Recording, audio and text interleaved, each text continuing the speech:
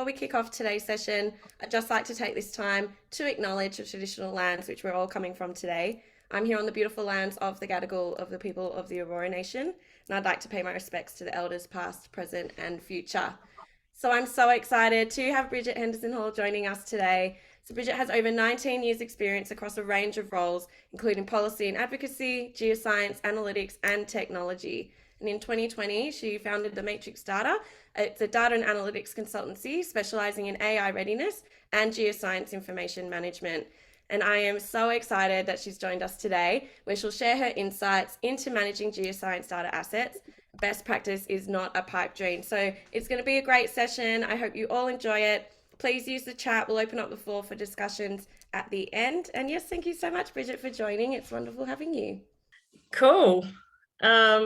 So 2006 was when Clive Humby, the British mathematician, coined the phrase "data is the new oil," and that's was kind of the start of the onset of the advent of data science being termed as well, and the big explosion into the focus on data.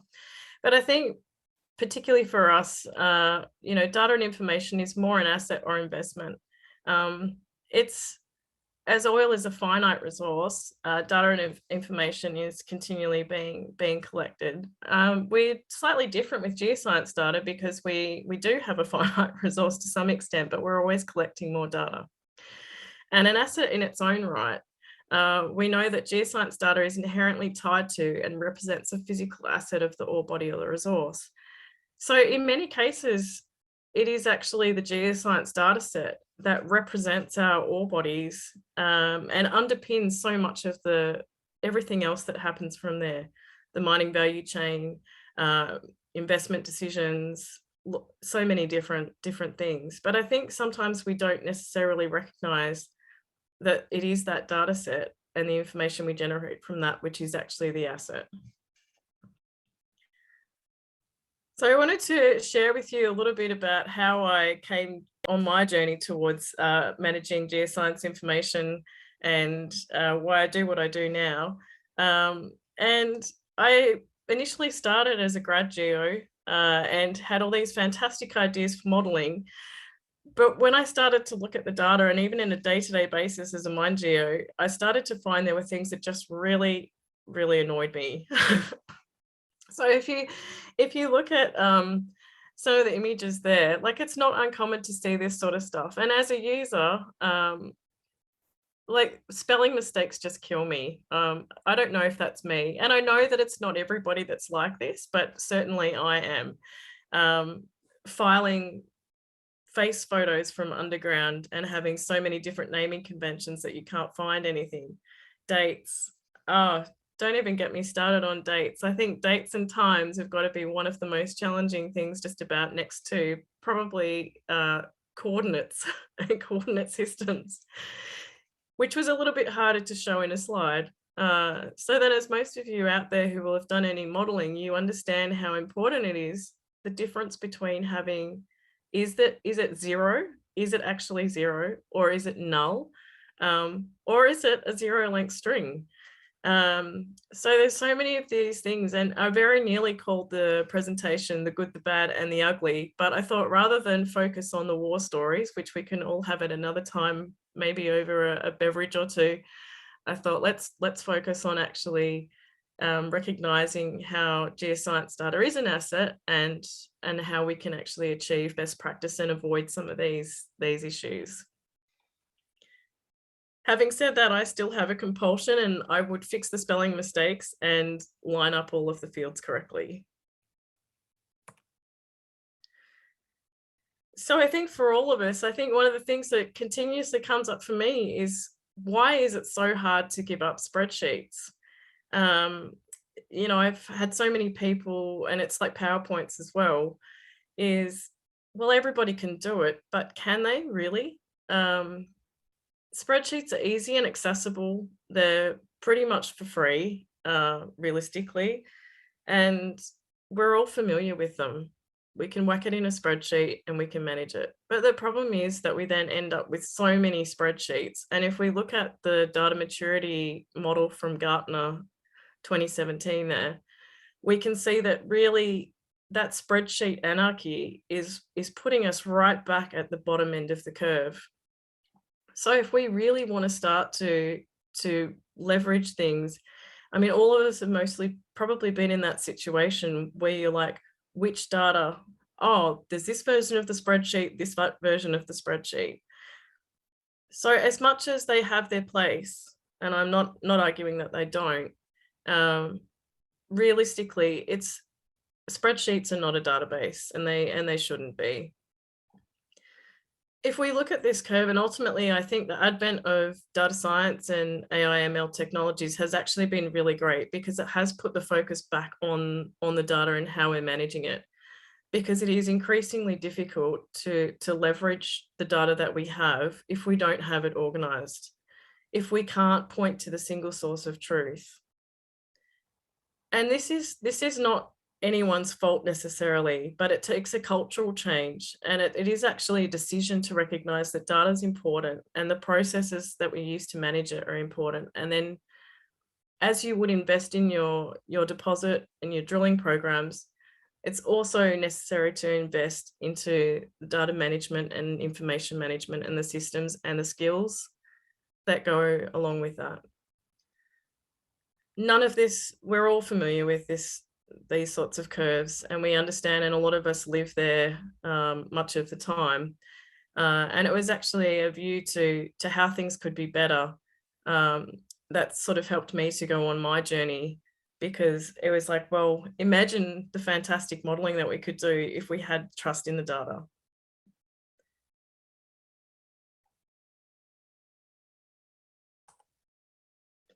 So that kind of brings me back to really, I think the start of the journey is really about that decision. It's that cultural decision and investment, recognizing that data is an asset, recognizing that it is important. And then following on from that decision, then we can start to implement and actually action on that. So actually a colleague of mine asked me recently if I was going to set up a geospatial platform for analytics, what would be my first step? And so it was, apart from, they've obviously made the decision, so that was easy.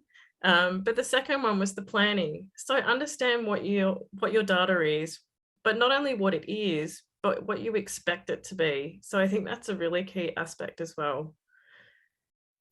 Understand that it's not just the shiny things, it's also the stuff, and I hence the rock porn analogy, but it's quite difficult to find good pictures of databases, so hence I was sprinkled through a few pictures through the presentation. But really that planning, you know, not just the shiny things, not just the front end applications, but how are you going to store and manage that data?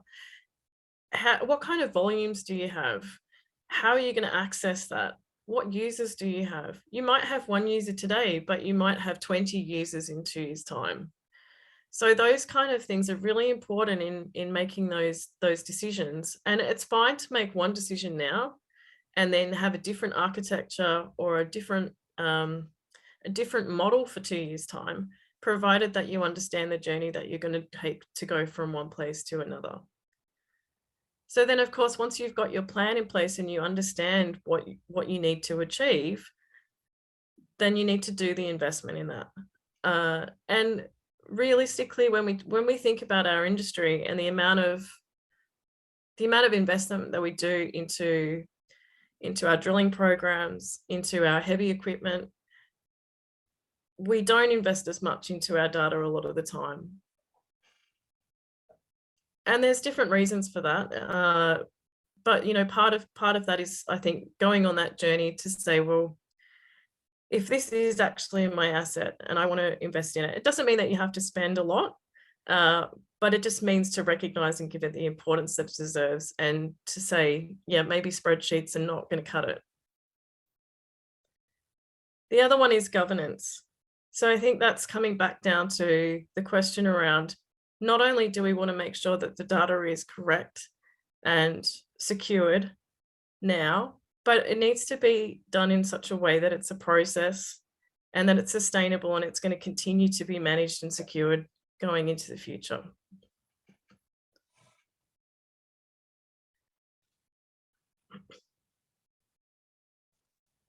I mean, so we're all familiar that actually, quite often when we think of geoscience information, we straight away think of the Geoscience database. But we have so much other data as well. And it doesn't necessarily, if it can go in the database, it doesn't necessarily mean that it should. For example, we can store really large imagery, we can store large files in a database. But if we're using it from the database, it means that every time we have to go and retrieve it. So you can imagine downloading 2 GB files or 5 GB files from the cloud or from a database or from wherever. That transfer of data takes time. And we've all sat there and watched the blue circle and the Microsoft bar of, I have 5 minutes left, 3 minutes left. Oh no, back to 5 minutes left. So every time we put something in a database, we need to retrieve it as well when we want to access it. And there are other alternatives to putting things in a database if they shouldn't really be there. Having said that, if you have data in a spreadsheet, likely it can go into a database. And perhaps that is where, again, understanding the different data that you have. So it could be a file server system. It could be, more recently, data lakes. But then there's understanding the process of how you get the data in there, how you retrieve it, how you're going to work with it. Do you need to be working with it locally because you can't access it offline? Are you in a multi-user environment?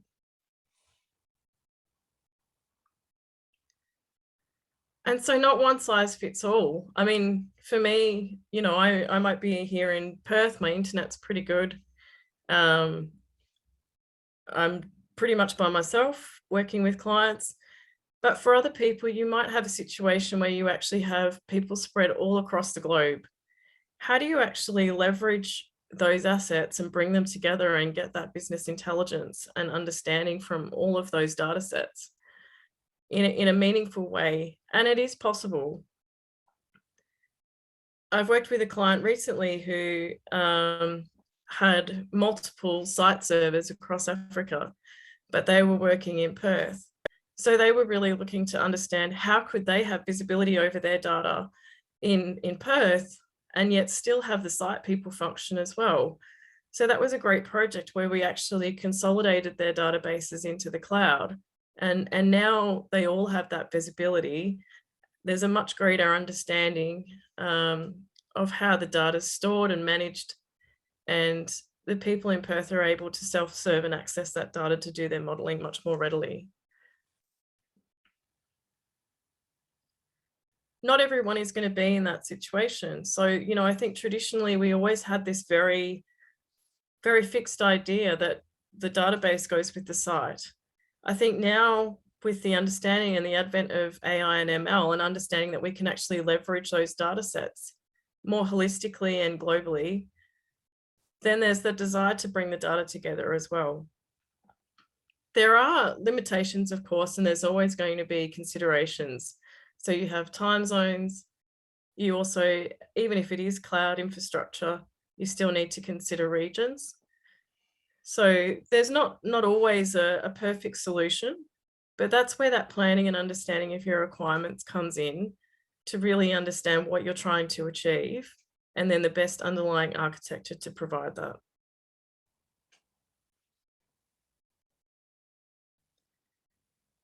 There is also aspects around managing infrastructure at sites. There's difficulties with power and comms. So there is also the question of, well, if site loses power, are people still able to access the data anyway, even if the power goes down on site? And if that's the case, then is putting it in the cloud better? Because at least then if the power goes down on site, then your other users that are not on site may still be able to access and work with that data, or there might be alternative methods for the users to achieve comms that they can still access the data without the servers actually being affected.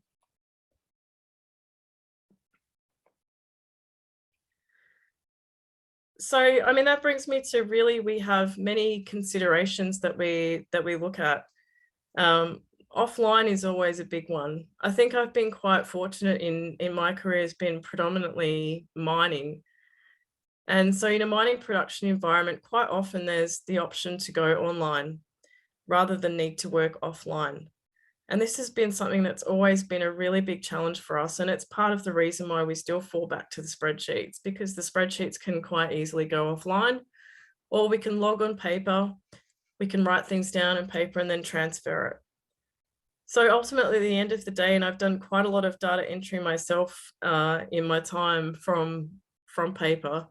And for those of you that have done that, it's pretty challenging. Quite often the paper's covered in dirt. People's handwriting, even my own, is not that great. It's the time involved in that as well. Also, working in a multi-user environment, quite often when we work with our software, we don't really, even though we might be really great at using the software and the tools that we have, quite often we don't think about it in terms of how is this software going to work in a multi-user environment? What's the best way to set this up so that we're getting consistency and repeatability and we still maintain that data quality, but also having consistent workflows. So it's one thing working independently on a project, but particularly if you're in a production environment or if you're in an exploration company where you might have, the boom and bust cycle of I have a drilling program on, so I go from one person who's working on the data to sort of 10 people working on the data and then back down to one. How do we ensure that we have our systems and that it's still fit for purpose for all the different scenarios? And that kind of comes back as well to what data sets are we working with? What software decisions are we making and why are we making them? Are we making them purely based on cost? Are we making them based on functionality? And these are all really important considerations to make. And I think sometimes we lose a bit of sight or we restrict ourselves in the choices that we make for things that are not actually associated with the work that we're trying to do. I mean, at the end of the day, ultimately, we want to do good geology and we need the tools to do that. So are we making the decision because that's what we've used before? Because that's the cheapest option? It feels like the easiest option? It's not always as straightforward as that. And I think in the conversation I had with that colleague the other day about setting up that platform, I said, look, do the roadmap. Plan in to give the users something shiny to work with at the front, but have that understanding that it's bigger than that. And make sure you don't paint yourself into a corner. I think that's one of the key things I've found. Quite often, I'm a bit of a what if person. So I'm continuously finding myself saying, what if we had this scenario? And a good example of that was in my geotech time. So if you have multiple prism monitoring stations, what if multiple pillars are reading the same prism and collecting data? How we manage the naming convention? And it turned out actually in one case that that situation was already happening, and we were getting multiple alarms being generated because of the changes in distance between the data coming from one pillar and the data coming from the other pillar. And people are not particularly happy when you are evacuating the pit based on alarms in that kind of situation.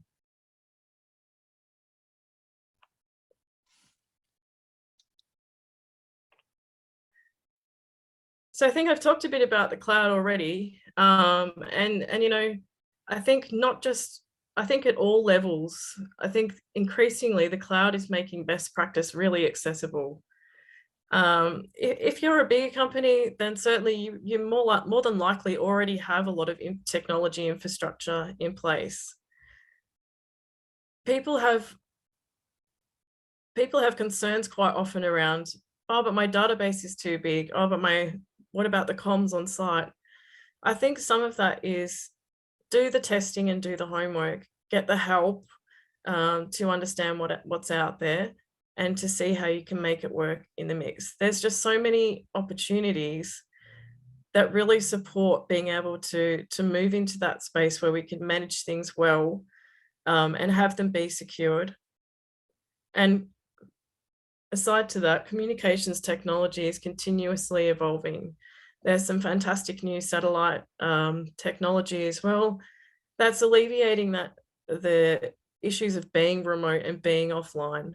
I know as geos, particularly in the exploration space, that we're quite often still going to have that limitation. But actually, even though the cloud is the cloud, there are actually options around working together with that so that you can also go offline. What's really promising now is with the advent of much of these improvements is that we have much better access to the technology and software suppliers, solution providers, actually providing apps that you can actually take the data offline and work with it and bring it back quite seamlessly. And this is something that we didn't necessarily have before. There's been other people or some players in the market which have provided those sorts of solutions. But now that technology is evolving, it's much more accessible, it's much more user-friendly, much easier to manage.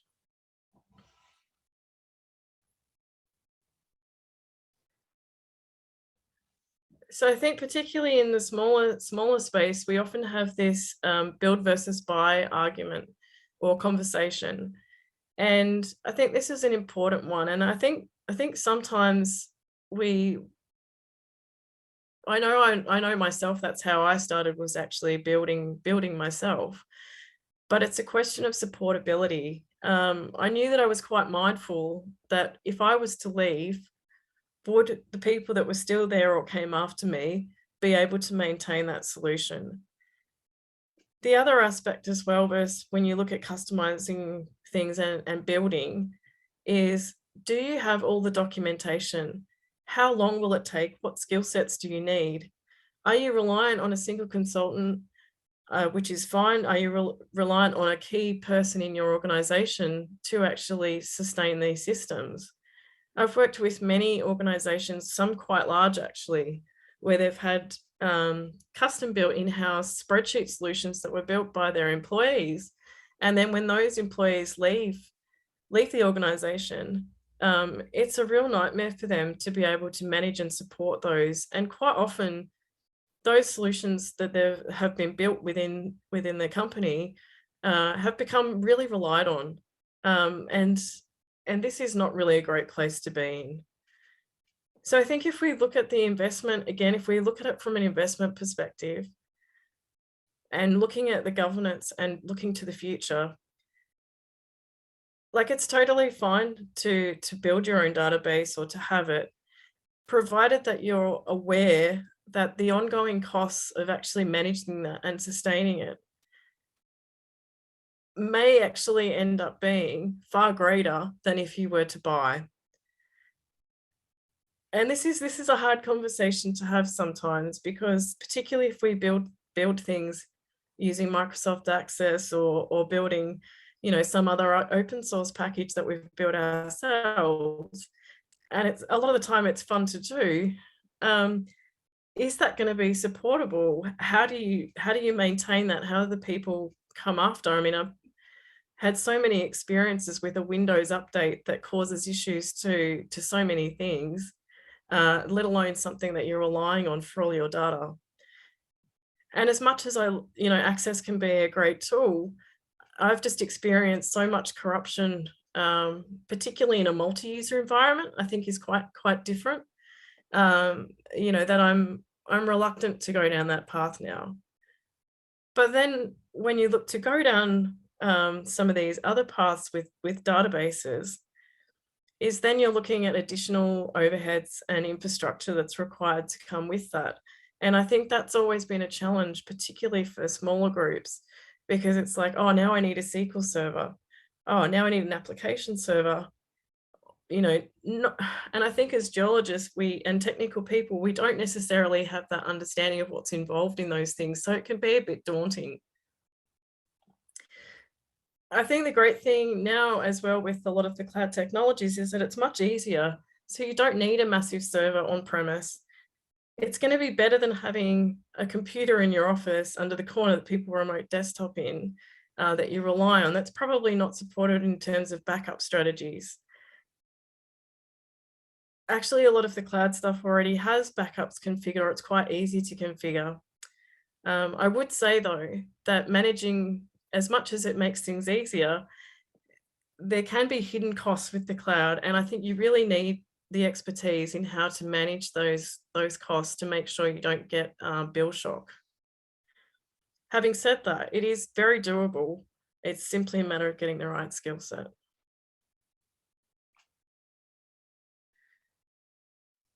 So if we come back to sort of where we started a little bit, I think really the more work I do with people, the really key thing is really understanding the business processes.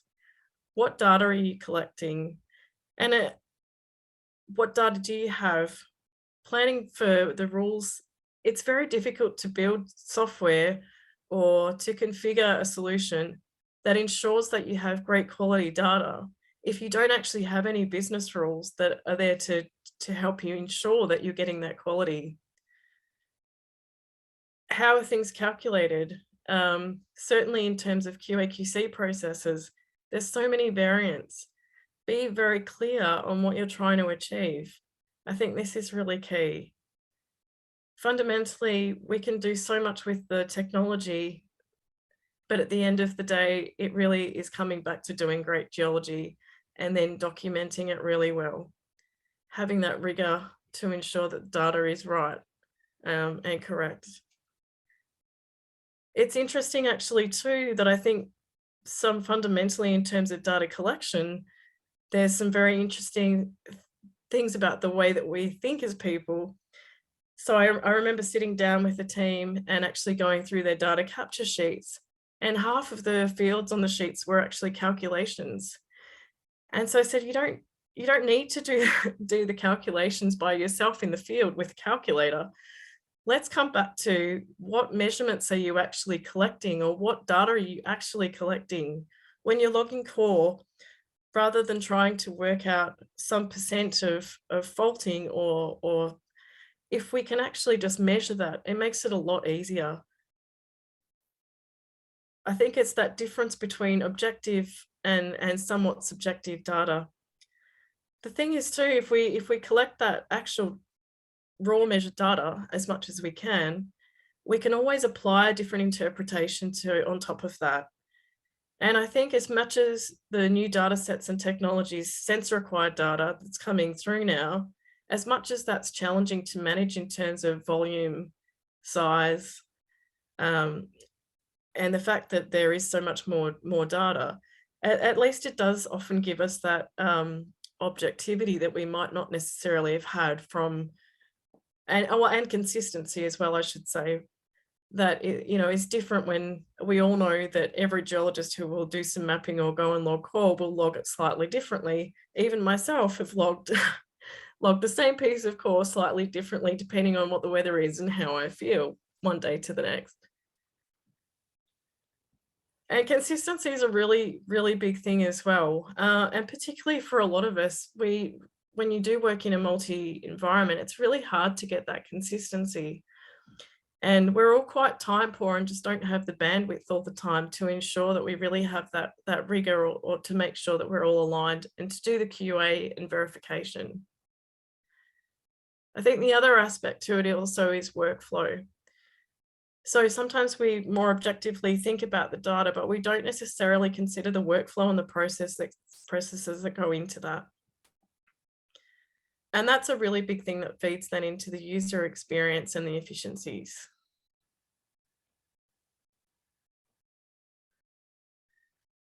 So I think that brings us to people, and fundamentally everything that we do is underpinned by people. The culture, the decision of what's important. Giving people ownership of their data and their processes is really important in actually making them understand why the data is important and helping them to ensure that it's correct. I've had many instances where there's been quite a lot of money spent on various drilling, and it's just the users having no real understanding or ownership, that has actually resulted in some pretty disastrous kind of outputs where effectively a lot of that investment in collecting the data in the first place was lost. So having the users in mind and really having that right is so critical in everything that we do. And change, I always say that change is fun, actually, because I always think of change as being really positive. And it can be hard, but I think we need to keep sight of the rewards, and it is okay to fail sometimes as well. But if we don't ever try, then we don't move forward. So it's interesting, actually, doing one digital transformation project that we were working with the drillers, and I had the superintendent saying to me, "Oh, Bridget, those drillers, they struggle to use their phones. You know, they're not gonna like it." And I was out there at the drill rig with the drillers, and he he said to me, "Bridget, if the girl at the checkout at the supermarket can use a barcode scanner, I can do it too."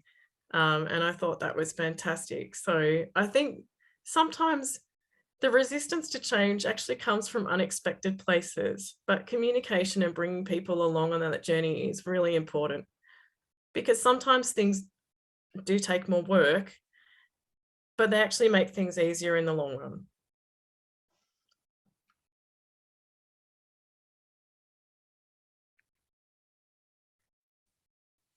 So I'm pretty close to kind of, this is almost at the end now, but I think particular one of the challenges is in the junior exploration space, because I know a lot of the juniors don't have the infrastructure that the others will have, or the access to the skill sets necessarily. There's a lot more options in the market now in terms of a lot of the solution providers having software as a service. This is not is a mixed blessing, I guess, because while it makes it easy in some respects, for example, your traditional logging data capture, it's not necessarily always going to deal well with your other files and information, such as your like GeoPhys, airborne GeoPhys files, your imagery, well, depending. So I think that it's very realistic, and I've been working with a few people to sort of understand in the space, actually, what people want. And I had a good conversation the other day that said, actually, it's probably a mix, and I think that's fair to say, provided that you have the methods of being able to integrate whatever platform that you choose in terms of software as a service, as long as that can be integrated and people still have the security and the access to their data when they need it, and that it satisfies all those requirements around going offline, dealing with volumes of data, internet speeds, bandwidth, just making sure that users still have that good experience and can do the work that they need to do.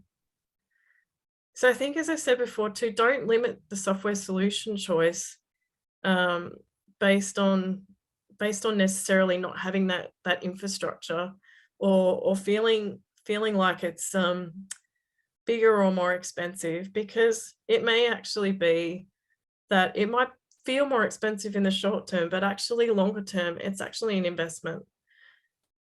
So it's sort of, and look, I think a lot of that can sometimes be a lot for people, particularly if you're a great geo and you're not necessarily working in that technology space as much.